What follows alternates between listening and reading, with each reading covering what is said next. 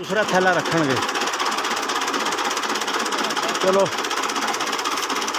ओ वेख्या जी लो, ਉਹ ਫਿਰ ਵੀ ਇਹਨਾਂ ਨੂੰ ਮੱਕੀ ਦਾ ਰੇਟ ਨਾ ਮਿਲੇ ਤੇ ਫਿਰ ਜਾਣਾ ਕਿਹੜੇ ਪਾਸੇ।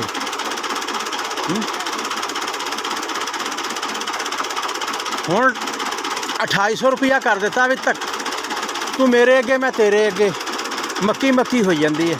ਜਦੋਂ ਆ ਗਈ ਉਦੋਂ ਵਿਕਣੀ ਨਹੀਂ। ਸੱਟਾਂ ਵੀ ਖਾਂਦੇ ਆ, ਜ਼ਖਮ ਵੀ ਕਰਾਉਂਦੇ ਆ।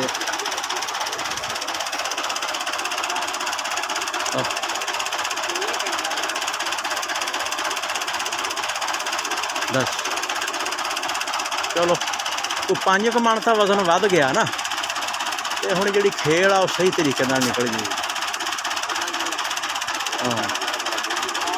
ਹਾਂ ਨਾਲੇ ਡੂੰਘੀ ਖੇਲ ਨਿਕਲੇ।